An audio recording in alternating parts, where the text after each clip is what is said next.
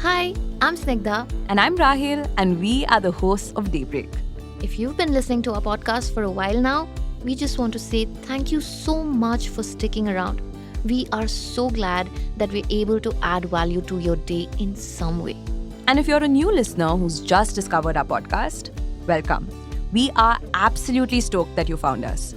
Whether old or new, the truth is that you are still unknown to us. We don't know your name, we don't know what you do, we don't know the things you care about. Honestly, sometimes it does feel like we're speaking into a void. The only way we know that there are actual ears on the other side is through our download numbers. We've done 300 episodes now and have more than 1 million downloads, which is amazing, don't get me wrong. But to us, you are so much more than just a number. Which is why a personal goal for us as the hosts of this podcast is to build a community of Daybreak listeners who have a genuine interest in how great ideas, money, and power shape the world around us. And the first step of making this dream come true is to get to know you and what you are really interested in. You'll find a link in the show notes of this episode where you can tell us a little bit about yourself, just to get the ball rolling. Also, if you don't mind, could you please do us a favor and rate and follow our podcast on whatever podcast platform you're listening to us on? And now, on to the episode. Everything after the COVID lockdown somehow became about revenge. Revenge shopping, revenge dining, and revenge traveling. While you may or may not agree with the use of the word in this context, almost 3 years later now, many say that the revenge phase is over, including revenge traveling. Well, I don't know about what's going on in other parts of the world, but here in India, it is far from over. For 3 years now, visa appointments for Indian travelers have been delayed. For the US visa, for instance, the next available appointment is more than a year away. And yet, Indians won't stop applying for visas. Let me give you an example. Schengen visa applications from Indians in 2023 went up by 40% compared to the previous year, which means nearly 1 million Indians wanted to holiday in Europe last year. One of them was Yash Mehta. He wanted to take his family to Spain, but unfortunately, he wasn't even able to make it past the first step of the visa process, actually getting an interview slot. And Yash isn't alone. He's among millions of hopeful travelers across the country waiting to get their hands on a visa. But all of them are getting stuck in a bureaucratic maze of epic proportions. Endless wait lists, rejection after rejection, and at the center of this anxiety-inducing maze is one company called VFS Global. It handles the visa application process for more than 150 countries of the world's 195, including India. In this post-pandemic era of the so-called revenge travel, VFS is where the dreams of many travelers go to die. For many Indian travelers, VFS is like the mean gatekeeper not letting them get to their dream destination. But here's the thing about India. If there's one thing we really know how to do, it's jugaad, finding a workaround, every single time without fail. And behind this jugaad are creative travel agents. Somehow they've managed to figure out a way around this maze of endless waitlists and paperwork. And thanks to them, people are still managing to get visas for their dream holidays. Like Yash, despite not getting an interview for a Spanish visa, he still managed to go for that holiday to Spain with his family, all thanks to jugaad. Hello and welcome to another special episode of Daybreak. I'm Snigdha. And I'm Rahil, and every week we come together to talk about something in business and tech that interests the both of us. And it won't just be us. Depending on what we're talking about, we will bring a bunch of really interesting people onto the podcast. In this episode, we speak to the Ken reporter Nuha Bobere on how Indians are gaming a broken system to fulfill their wanderlust.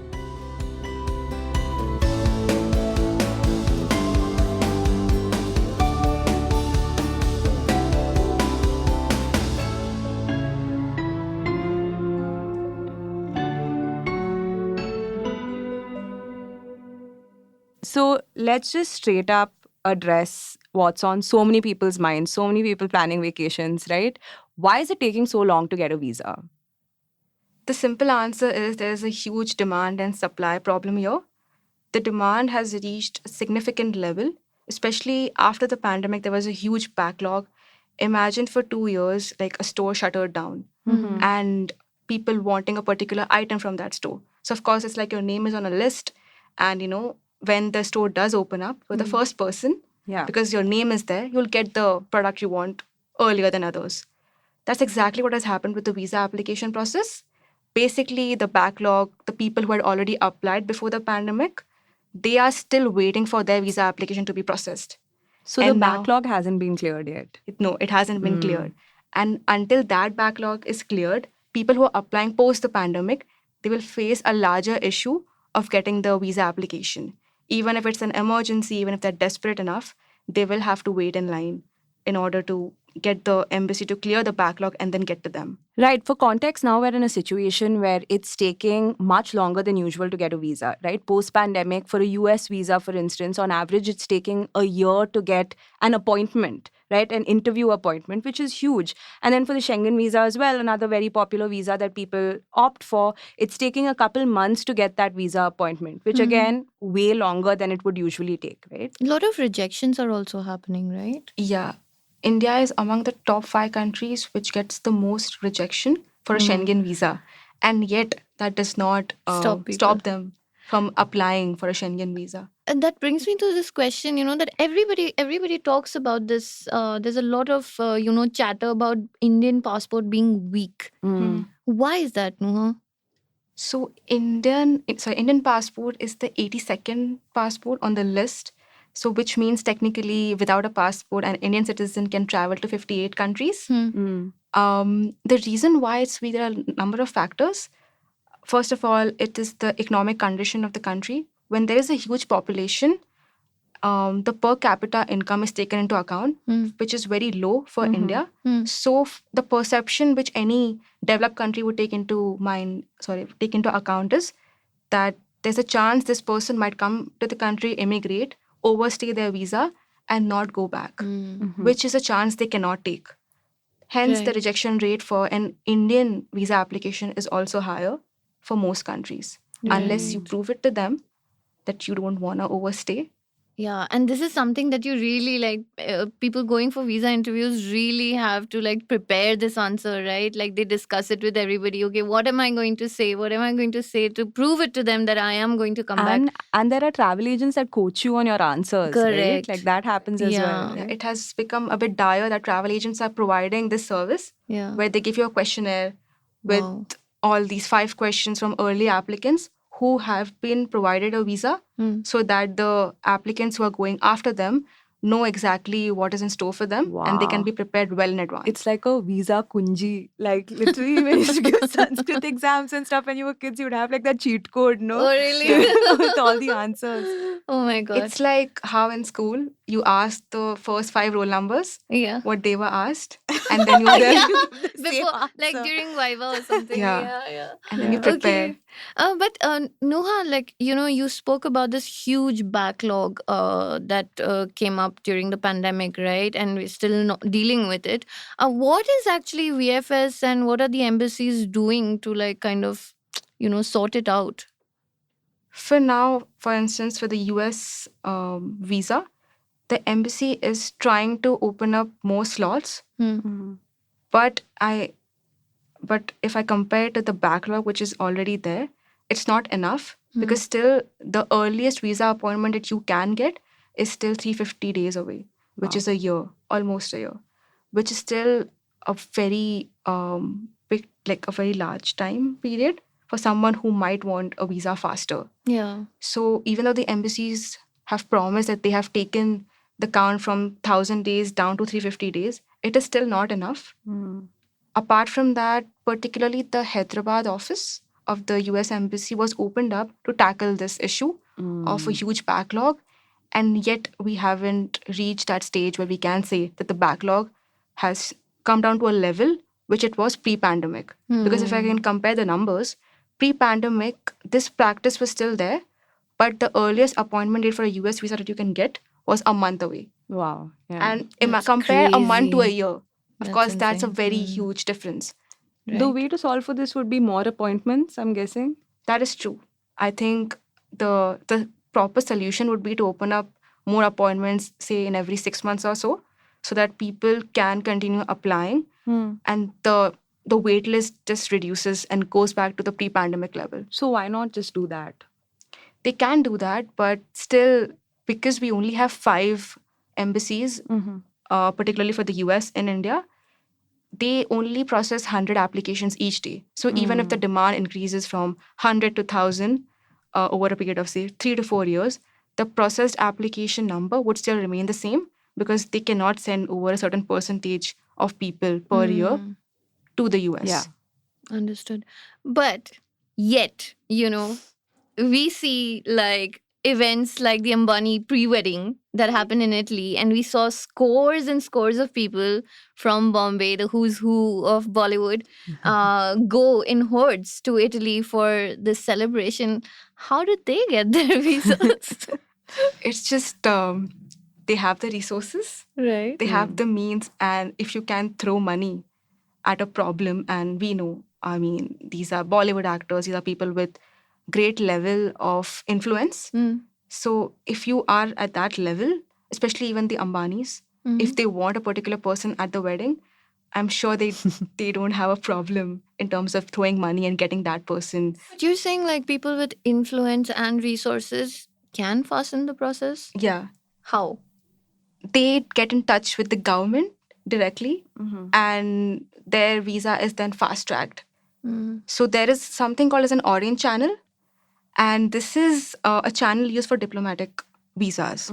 So and this option is there for high net worth individuals or very huge corporates who need to fly a lot around. So their visa process is expedited. They don't have to sit through visa appointments or biometric. Their details are already recorded in the system.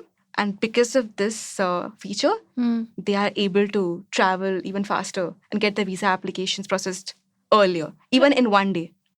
But it isn't just A-list celebrities, CEOs, politicians, people with government connections that are fast-tracking their visa process. As long as they have some extra cash to cough up, regular people are also cutting the line to get their visas. They're doing that with the help of very creative travel agents. We asked Nuha how exactly that happens. These agents promise earlier visa appointment if the user pays them anything between 25K to 50K over the visa application fee. And as long as that happens, the travel agent ensures them that they can, get them an earlier visa. So, Nuha, for example, if I had to get a US visa, right, like say for my cousin's wedding, which supposedly is happening next month, is there a way for me to like kind of expedite the process? How do I go about it? There is a way. It is like you know a person and the person knows some other person and that some other person knows a travel agent who has done this for them. Basically, you get in touch with them, you file for a visa application as soon as possible, because the earlier you want a date, the earlier your application needs to be in the system. Once your application is successfully in the system, they will get you a visa appointment for the earliest possible date available as per the embassy website, which could be February 2026 also. Right. There is a case for that long of a wait list. And the embassy gives you an option to change the visa appointment twice. Okay. So they make full use of these two options. Right. And once from their external source, they get a go ahead that, they have found a way. They have found a visa slot available earlier in the next 1 or 2 months. Depending on how earlier you want your visa, that is the amount of money you pay. So you can pay up to 50K, 50,000 Extra. extra. Apart from the visa fee. Yeah, apart from the visa fee. If you want a visa in the next 1 month. Got it. If you are still okay with 2 months, then it might be reduced to say 35,000 or 25,000, depending on how much of an urgency it is for you. And the way they go about it is they typically take the slots of cancelled visa appointments. So you and me, I cannot afford a faster visa appointment, unfortunately. So I would book for a visa appointment, say a year from now, which is the earliest possible date. And for some reason, I may not want to go to the US anymore, or there's no need for me to have that appointment at that particular time. I just can't make it to the appointment. So I'll cancel the appointment, of course. When I cancel that, it opens up a slot. So, for example, if my cancelled appointment was for the next month, so someone else will take that slot and they will then sell it to the other person who already has paid that amount of that money. Okay, so these people are actually taking that slot and selling it. Exactly. So Who they are have these people? these people are some external sources. They are just tech geeks. They they sit in front of the computer the entire day. So how does it work? Like what IDs do they use to get these slots? They have multiple login accounts because they are in the business.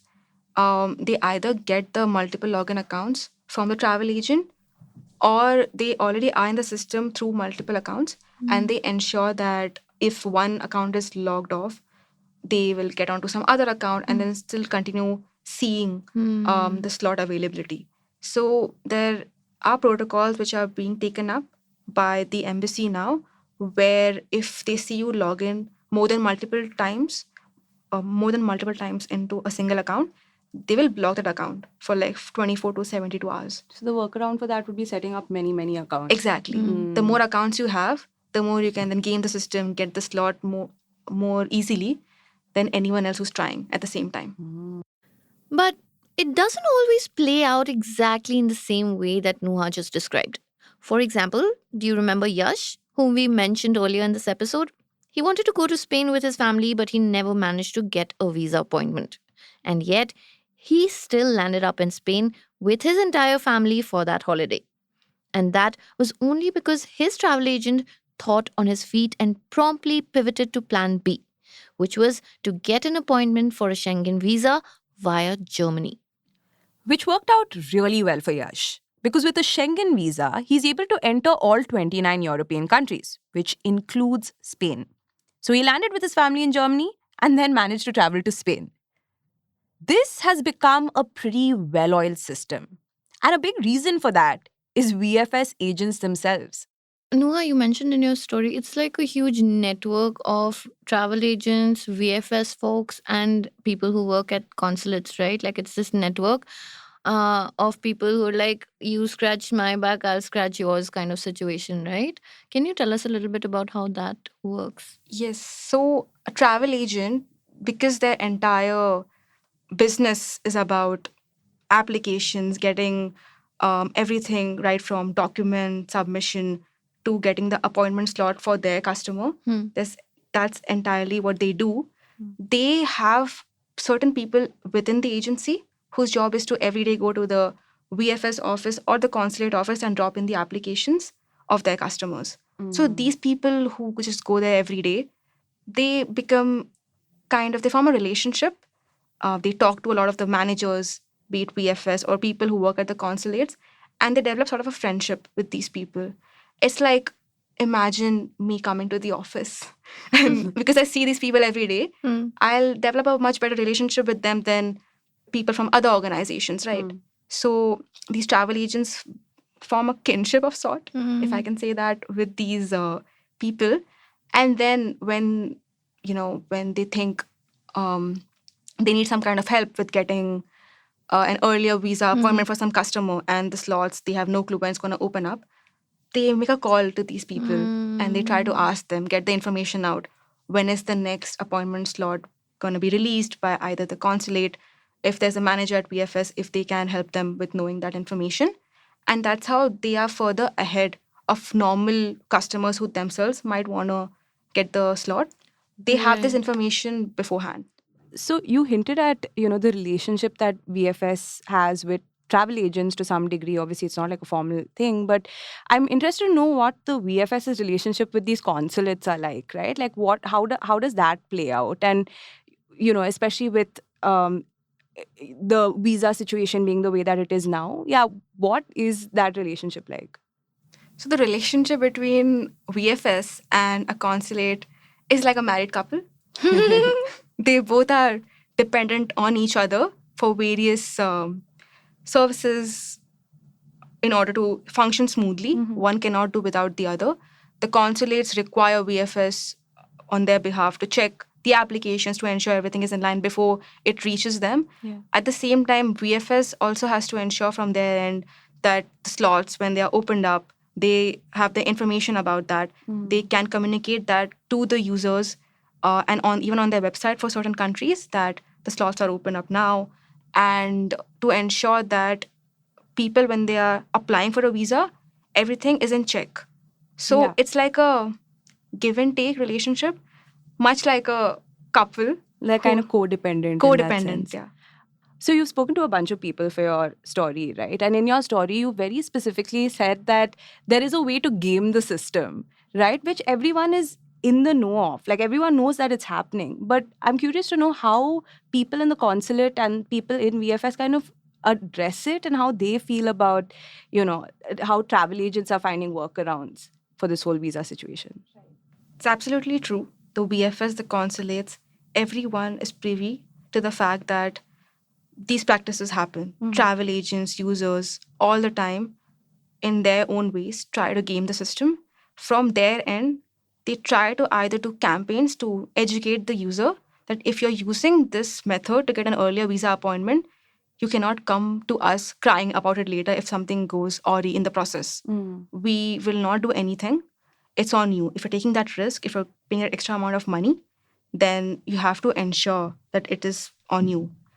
From their end, what they do is to try to educate the user that as much as possible, try to apply earlier so you don't fall into this entire game of paying extra money. Because who wants to pay an extra amount of money just for an earlier visa appointment, which does not guarantee a visa in the first place? Yeah.